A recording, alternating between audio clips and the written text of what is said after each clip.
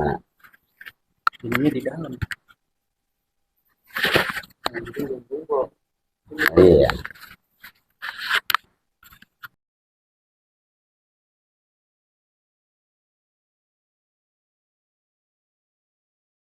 Cek. Cek. Suara gue masuk. Cek Yang kemarin satu. suara gue kecil banget ya, Ler? Iya, kemarin agak kecil ya.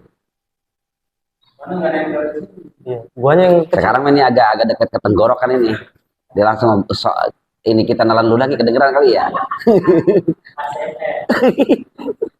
Channel YouTube Notice Official. Nah, tinggal dibuka nanti, bantu di subscribe untuk pengembangannya. Mudah-mudahan bermanfaat buat semuanya. Assalamualaikum warahmatullahi wabarakatuh. Assalamualaikum Ustaz. Waalaikumsalam warahmatullahi wabarakatuh. Gimana? Kita sudah mulai masuk ke bab pertama nih. Iya. Ustaz, nih. Ya, memang ini menjadikan salah satu lanjutan dari kemarin di episode pertama, Bang ya. Iya. Ya, hari ini kita sudah ada di bab tentang bayanul harsi wa asrori auqatih. Jadi menjelaskan urusan jima dan rahasia-rahasia waktunya. Oh, jadi Sudah mulai sedikit mengerucut nih. mengerucut Iya. ke sana ya. Nah, ini kita mau langsung aja atau gimana, Ustaz? Boleh kita buka aja kali ya. Kayaknya iya, kita mulai buka aja. Silakan, Ustaz. Bismillahirrahmanirrahim. Kita lanjutkan saja dari bab yang kemarin sudah kita selesaikan. Kita lanjutkan ke bab berikutnya, yaitu mengenai tentang bayanu harsi wa asrari auqatih. Jadi menjelaskan tentang jima dan rahasia-rahasia waktunya. Selanjutnya musonib di sini menyampaikan bahwa i'lam annal maqsudal a'dhami minan nikah. Jadi kita diajak dulu untuk memahami, untuk mengetahui tentang maksud daripada nikah itu. Daripada kita mengagungkan nikah ini, maksudnya apa sih? Tujuan orang nikah itu maksudnya kemana arahnya? Nah, kita berarti meluruskan dulu pemikiran-pemikiran atau pemahaman-pemahaman daripada tujuan kita untuk melaksanakan nikah. Karena khawatir banyak saudara-saudara kita yang nikah yang tujuannya tanda kutip gitu, Bang Cep. Ya, tanda kutip. Ada mungkin orang yang tujuannya nikah karena memang melihat dari sisi kecantikannya saja. Ya. Ada kan? Itu karena ini kebahenolannya, karena kecantikannya, karena kekayaannya. Lalu apakah itu tidak boleh? Boleh saja kita menikahi wanita yang kaya raya, boleh. Menikahi wanita yang cantik, boleh. Wanita yang semok, boleh. Tetapi itu tidak dijadikan tujuan utama, Bang Cecep. Gitu. Kan nikah dengan wanita kaya sudah dicontohkan oleh Rasulullah. Rasulullah menikah dengan siapa? Wanita yang terkenal kekayaan, yaitu Siti Khadijah. Tetapi di situ Rasulullah menikah dengan Siti Khadijah bukan karena kekayaannya, gitu kan? Tetapi ada sisi lain yang memang panjang riwayatnya, sehingga Siti Khadijah sangat mencintai sosok Rasulullah. Sehingga beliau yang kebetulan sebagai wanita yang kaya raya, dengan kecintaannya kepada Rasulullah dan Allah Subhanahu wa Ta'ala, sehingga harta bendanya yang sedemikian banyak dihabiskan untuk perjuangan agama. Nah, itu diantaranya. Jadi Rasul bukan karena Siti Khadijah kaya, tetapi Siti Khadijah adalah bagian wanita yang sangat mencintai Rasul, dengan harta bendanya yang ada menjadikan salah satu modal perjuangan untuk kemajuan agama Islam. Nah, jadi tujuannya apa? Yang paling utama yaitu at-ta'abbudu. Tujuan menikah itu untuk beribadah. Beribadah itu artinya li'idharul ubudiyyati. Jadi menghambakan diri kepada Allah. Karena nikah ini adalah perintah Allah, berarti kita di dalamnya yaitu untuk senantiasa mencari keriduan Allah apapun yang kita lakukan beserta keluarga kita, bil khusus beserta istri kita. Di mana letak keriduan Allahnya? Berarti apa yang tidak dilarang oleh Allah untuk kita hidup bersama istri kita, itulah ridho Allah. Apa yang tidak dilarang, karena apa? Yang namanya manusia menjalankan ibadah itu adalah tujuannya mencari keridhaan Allah. Nah, Itu diantaranya. Jadi pertama untuk menghambakan diri kepada Allah Subhanahu Wa Taala, mencari keriduan kita, ngurus istri niat karena ridho Allah. Kita menggauli istri niat karena untuk mengharap ridho Allah. Kalau awalnya mengharap ridho Allah, permasalahan apapun yang datang pada keluarga itu tidak akan menimbulkan kekecewaan pada diri kita ataupun kepada istri kita. Karena di depannya mengharap ridho Allah, bukan mengharap ridho istri. Ridho istri itu adalah kedua setelah kita ridho Allah. Kan gitu. Nah itu diantaranya. Hanya buah daripada setelah Allah meridhoi kita, insya Allah istri pun akan ridho terhadap keadaan rumah tangga kita. Itu diantara. Karena apa? Pada umumnya wanita itu kan apa? Pada umumnya kalau kita mendengar banyak cerita-cerita, ada wanita itu ada yang rewel, wanita itu ada yang begini, ada yang begitu, yang notabene banyak memusingkan kondisi lelaki, gitu kan. Tetapi kalau niatnya ibadah, serewel apapun itu akan menjadi peningkatan ibadah. Tidak sedikit orang yang diangkat derajatnya menjadi waliullah. Karena apa? Karena sabar menghadapi istrinya yang rewel. Ya. Nah itu tidak sedikit kan. Nah berarti direwelin istri juga berarti itu ibadah. Nah itu diantaranya. Jadi bentuk bahwa tujuan nikah yang pertama adalah untuk menghambakan kepada Allah Subhanahu Wa Taala. Dan yang kedua adalah wataqarrub. Jadi untuk lebih mendekatkan diri kita kepada Allah. Karena apa? Karena setelah menikah berarti yang pertama itu sebagai penyempurna daripada ibadah-ibadah kita yang kerap dilakukan sebelum kita menikah. Berarti setelah menikah kita semakin nyaman beribadah, semakin nyaman, semakin enak, semakin dekat dengan Allah Subhanahu Wa Taala. Dan yang ketiga adalah wattiba'u sunnatur rasuli, karena mengikuti jejak Rasulullah. Jadi Rasulullah itu adalah sebagai model, gitu kan. Makanya diterangkan ya ayyuhan nabi inna arsalnaka sahidan. Hei nabi, sesungguhnya engkau diutus olehku adalah sahidan, sebagai saksi, sebagai model, sebagai contoh. Nah berarti kita dalam hal hubungan pernikahan pun harus mencontoh bagaimana cara Rasulullah melakukan hubungan rumah tangga, bagaimana cara Rasulullah melakukan keharmonisan di dalam rumah tangga. Nah, ketika kita mencontoh harmonisasinya Rasulullah, berarti sudah mengikuti daripada sunnah-sunnah Rasulullah. Dan yang terakhir yaitu watahsilul waladi.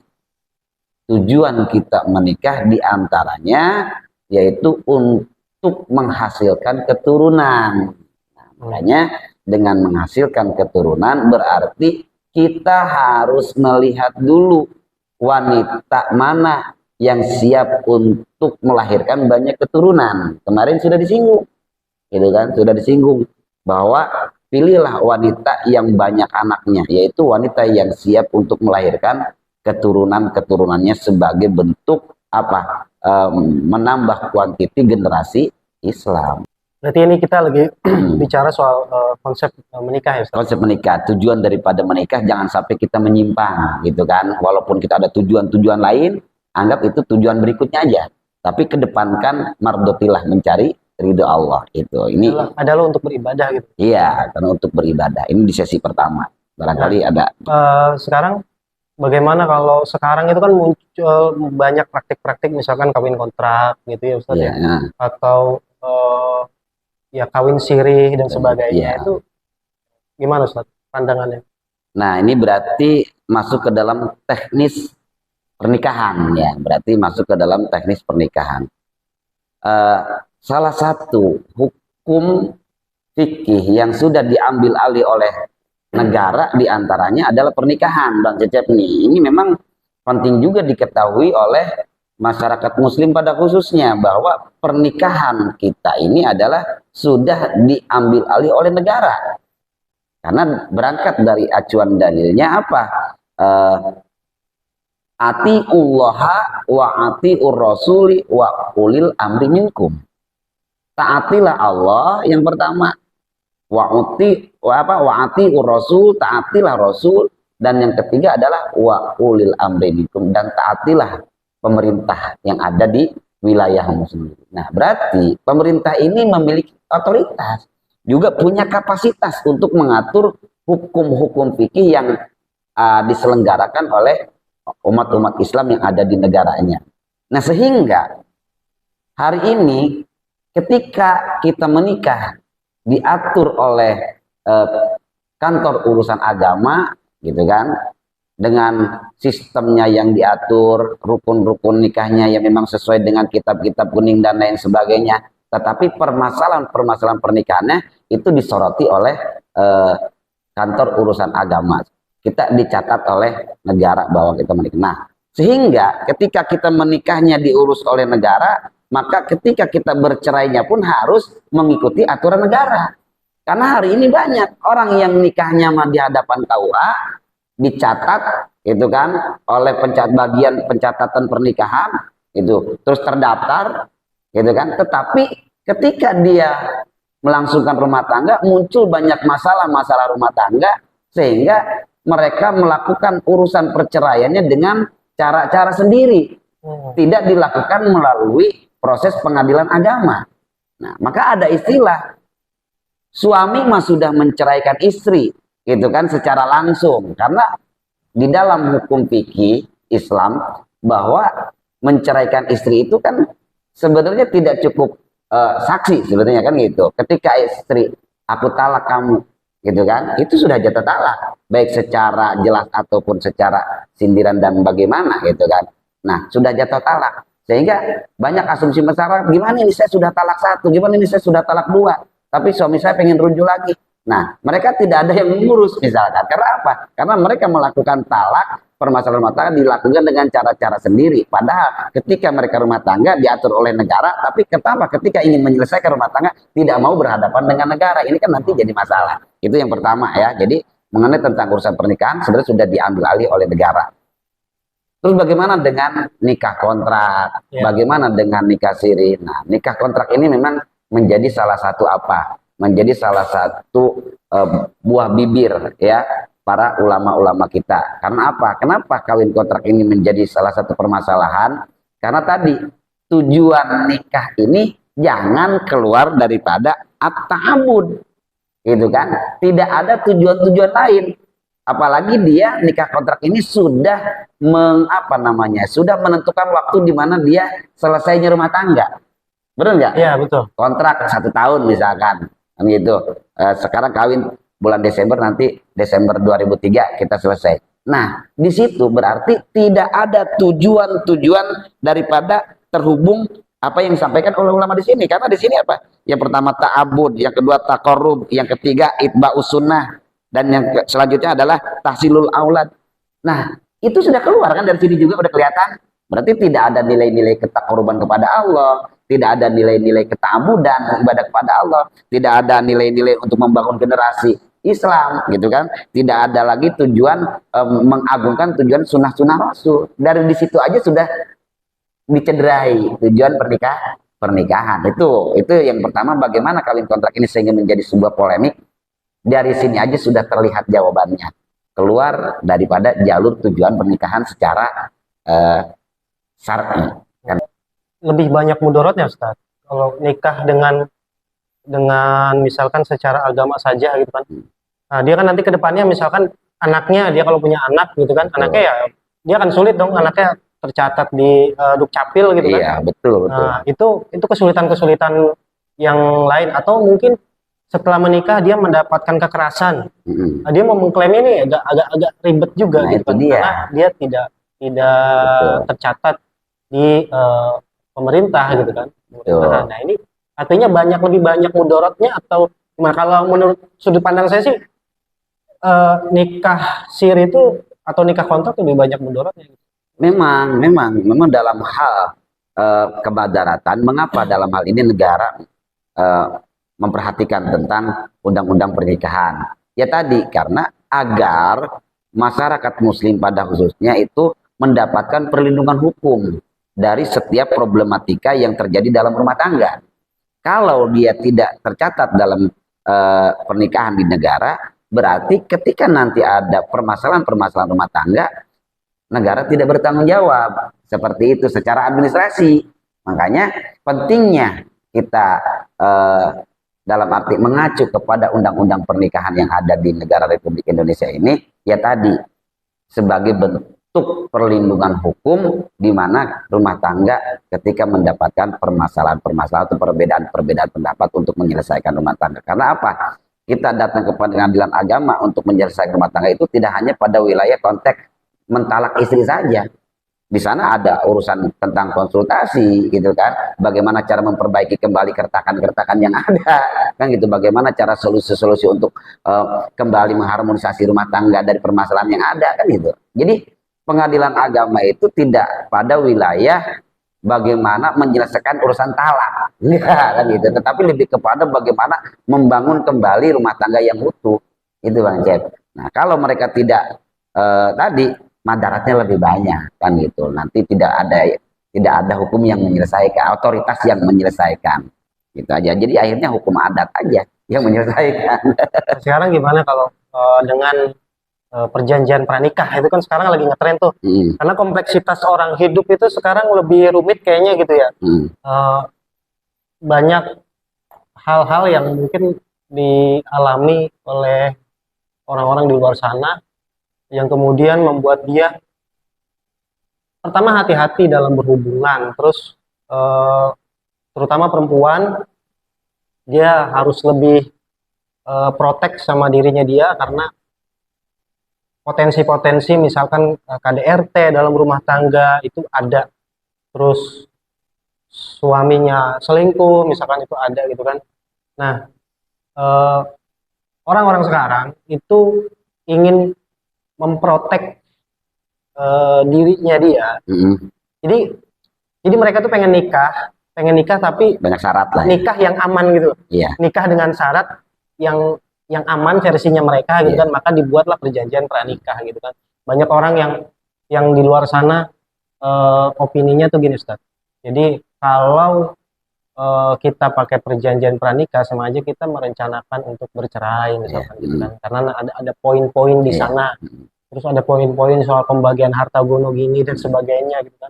Memang mengenai tentang perjanjian pranikah itu sebenarnya selama perjanjian itu sesuai dengan kehendak agama. Contoh kecil misalkan, di dalam isi perjanjian itu ada yang namanya ketika suami melakukan kekerasan dalam rumah tangga. Nah, kekerasan dalam rumah tangga itu nanti saya akan melakukan gugatan. Coba, itu di situ boleh enggak? Boleh. Karena apa? Karena nanti di khutbah pernikahan juga ada dalam arti aturan-aturan main penyelenggara apa? Dalam arti hal-hal yang diharuskan di dalam rumah tangga itu ada. Hak dan tanggung jawab. Hak dan tanggung jawab dibacakan kan? Dibacakan hak dan tanggung jawabnya itu. Itu sebenarnya adalah salah satu seperti halnya perjanjian pernikah sama. Tetapi itu mah bukan pernikah, setelah menikah dibacakan biasanya gitu. Setelah nikah dibacakan ya hak dan kewajibannya begini. Dan juga tadi seperti harta gono gini dan lain sebagainya. Sebenarnya itu nggak mesti harus dibuat dalam pranikah. Di dalam undang-undang pernikahan juga diatur, sudah ada ketika suami dan istri bercerai terus meninggalkan harta dan anak-anaknya bagaimana cara mengaturnya itu sudah diatur gitu kan oleh pemerintah itu sendiri dan disesuaikan dengan hukum-hukum syariat Islam kan begitu. Jadi tidak mesti harus ada perjanjian secara formal di awal nikah. Karena apa?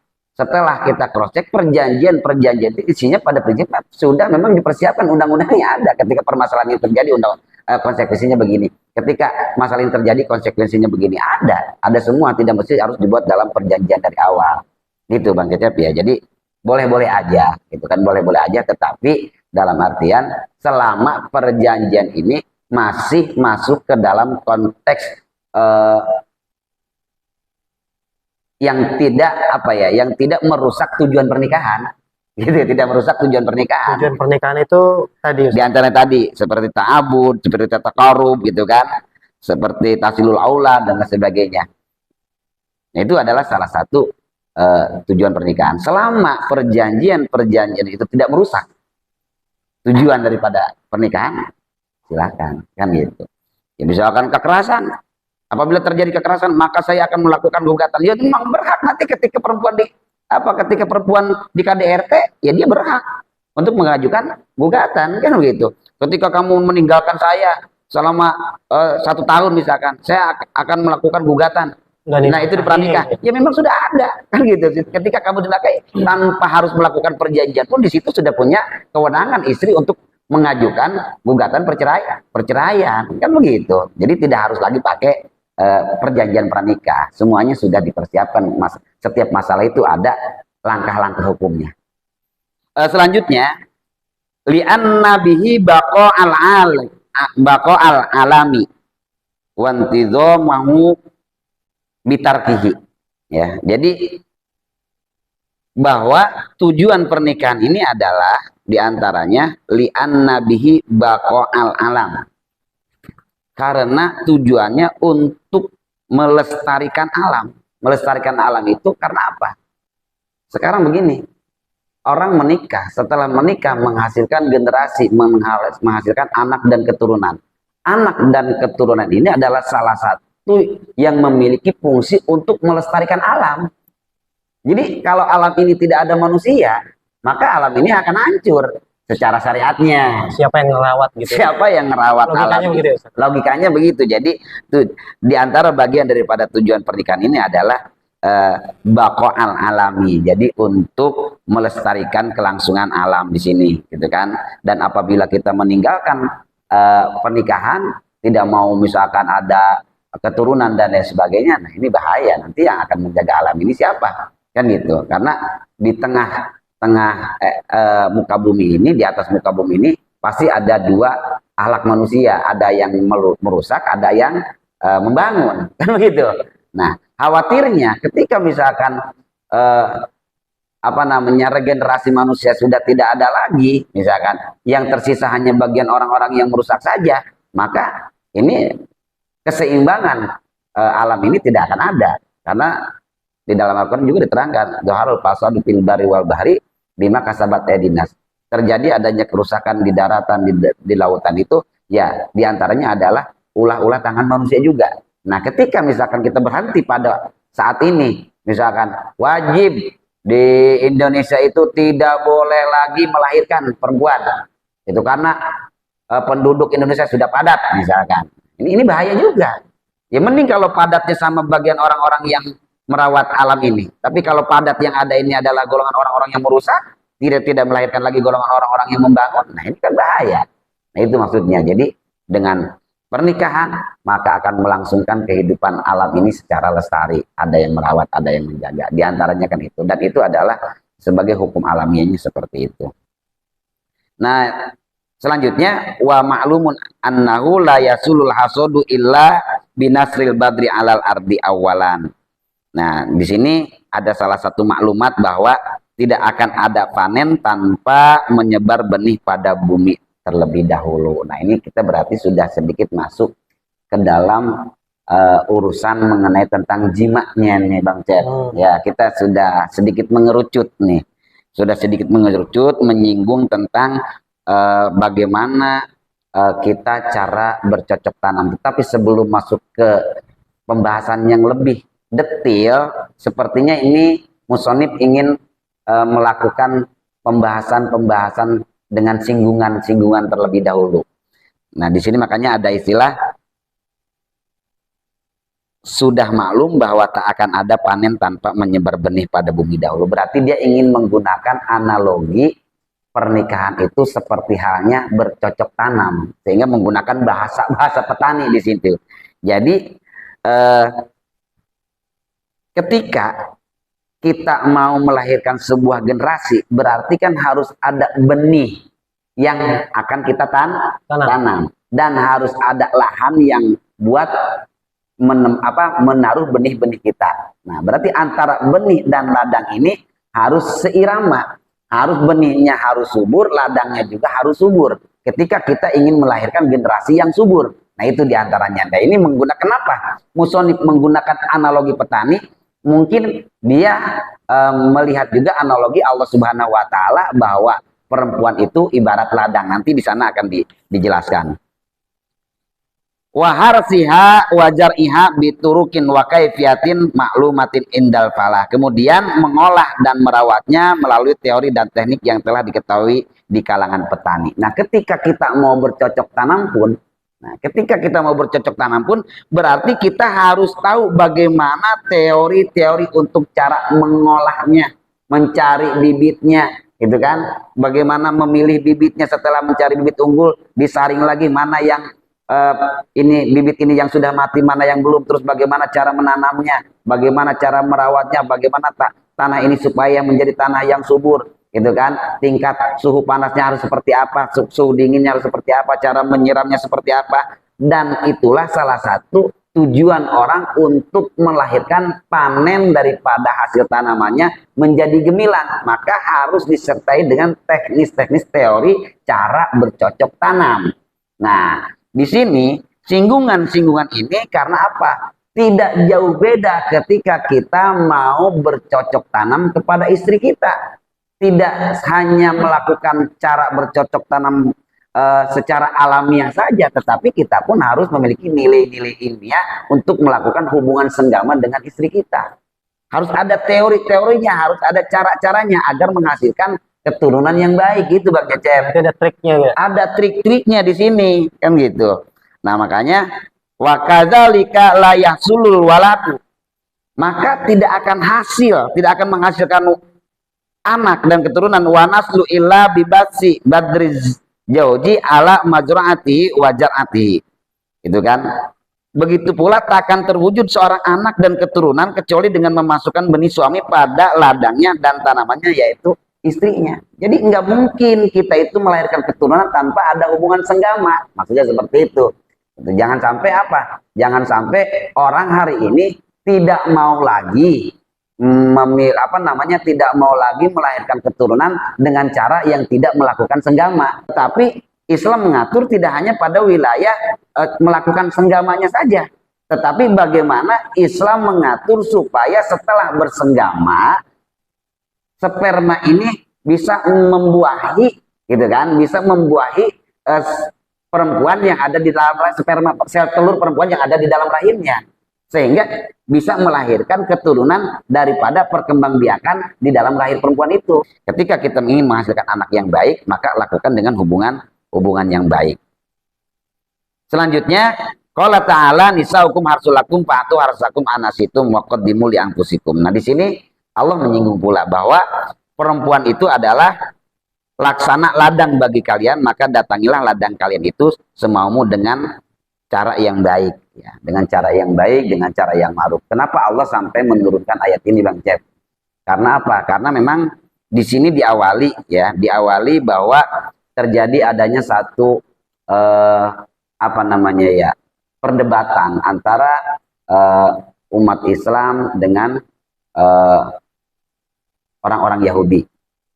Orang Yahudi kerap dalam arti mengkritisi bagaimana orang Islam melakukan hubungan-hubungan seks dengan istrinya, dianggap oleh mereka itu adalah seperti halnya perlakuan binatang melakukan hubungan seks. Itu karena di sini orang Islam seringkali mendatangi istrinya dengan cara berdiri, mendatangi istrinya dengan cara berlutut. Kalau sekarang mah bahasanya apa ya? Doggy style. Doggy style. Nah, jadi di sini diterangkan gitu kan. Sababun nuzuli hadil ayat. Asbab nuzul daripada ayat tadi itu adalah annal muslimina. Kalau sesungguhnya orang muslim itu inna na'tin nisaa barikatin. Seringkali mendatangi istrinya atau menyetubuhi istrinya itu yang pertama dia dengan melakukan cara berlutut tadi. Jadi kalau bahasa kita itu jurus apa? Doggy style ya. Doggy style itu. Terus yang kedua dengan cara berdiri. Dengan cara berdiri itu berarti kalau bahasa kita apa tuh namanya? Ajul gedang. ada cara ajul gedang. Terus di samping berdiri ada juga dengan cara berbaring. Kalau gaya helikopter. Kalau gaya helikopter tuh muter-muter berarti ya. Gaya helikopter itu lagi ngetren. Iya. Jadi orang-orang Islam itu dulu begitu, terutama memang orang-orang Quraisy ya. Berarti kita memang sudah ada literatur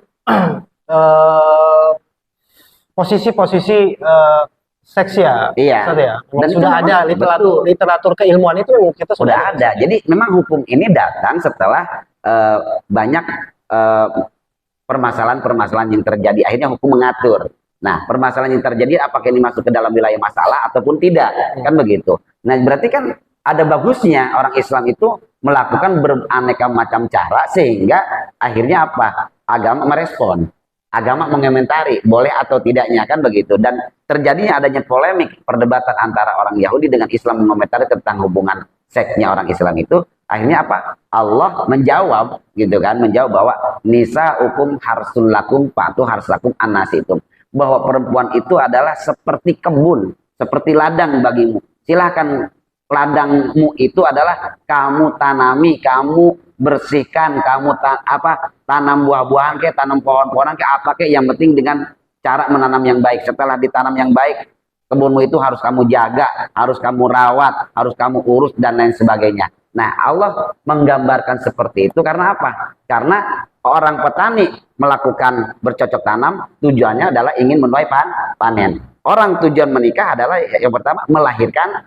anak-anak yang soleh. Jadi analoginya sama. Makanya Allah menyampaikan analogi seperti itu. Jadi, dan bagaimana caranya gitu, cara menanamnya. Nah, cara menanamnya itu kan memang bervariasi. Itu kan tadi seperti cara jurus begini, jurus begitu, gaya begini, gaya begitu.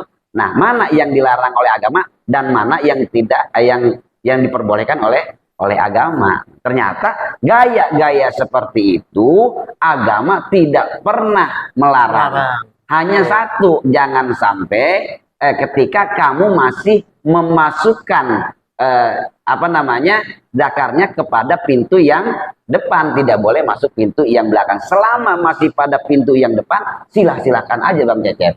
Boleh saja, itu kan tidak dilarang oleh agama. Tetapi nanti agama juga akan menjelaskan di sini, menjelaskan mana yang menimbulkan efek positif, mana yang melahirkan efek negatif. Karena semua gaya pasti akan menghasilkan konsekuensi akibat. Benar nggak? Oke, Ustaz, sebentar. Berarti macam-macam posisi itu, menurut perspektif dari ayat ini, itu manfaatnya apa, Ustaz? Manfaatnya adalah untuk menjaga keharmonisan rumah tangga. Karena hubungan seks ini adalah salah satu rangkuman dari kenikmatan dari sekian juta nikmat yang Allah berikan kepada manusia. Karena apa? Karena urusan pernikahan ini sangatlah sangat menjadikan salah satu tolak ukur, gitu kan? Salah satu menjadikan tolak ukur kelangsungan hidup manusia. Sehingga apapun yang terjadi dalam urusan pernikahan, dalam urusan rumah tangga, itu sangat dikonsentrasikan oleh agama. Karena apa? Rumah tangga ini adalah salah satu gerbang awal di mana untuk melangsungkan siar-siar Islam, untuk melahirkan generasi-generasi Islam berikutnya, kan begitu. Kalau di rumah tangganya tidak baik, gitu kan, baik cara melayani istrinya, baik cara menggaul istrinya tidak baik, dan dikhawatirkan akan melahirkan generasi yang kurang baik. Makanya sangat fokus Islam ini memperhatikan bagaimana urusan rumah tangga. Di balik kebebasan itu ada satu larangan yang mesti kita jaga. Begitu. Emang kalau orang Yahudi itu gimana? Orang Yahudi itu ya di dalam ajaran Tauratnya hanya mereka diperintahkan urusan rumah tangga, urusan seksologinya itu ketika bersenggama hanya satu gaya saja. Istrinya di bawah, suaminya di atas, begitu. Jadi monoton, gitu kan? Jadi monoton. Nah, makanya jadi mereka menganggap kita yang banyak gaya. Nah, kita yang banyak gaya itu dianggap kita itu seperti binatang. Nah, mungkin kan, dengan adanya tuduhan yang sedemikian cukup sensitif, ya Allah menjelaskan bahwa perlakuan seperti itu boleh-boleh saja dengan tujuan tadi untuk menjaga harmonisasi rumah tangga. Karena ya agama bisa melihat bahwa salah satu yang bisa menyebabkan keretakan rumah tangga di antaranya yang paling urgent adalah mengenai masalah seksual. Betul. Karena seksual ini menjadi sorotan utama juga. Karena apa? Ini yang paling mempengaruhi. Kan gitu, yang paling mempengaruhi masalah seks. Masalah aja dalam dunia seksnya bisa melahirkan keretakan, kan gitu. Oke. Ustadz, ini sebelum makin dalam kita masuk ya, kita sudahi dulu episode 2 kali ini gitu kan ya, supaya nanti makin penasaran apa aja yang bakal kita bahas di episode ketiga, karena udah mulai masuk ke waktu-waktu ya rahasia di balik waktu-waktu senggama gitu ya. Ya, udah mulai masuk ke sana nanti di episode ketiga. Jadi sekarang kita udah kasih semacam sedikit gambarannya gitu.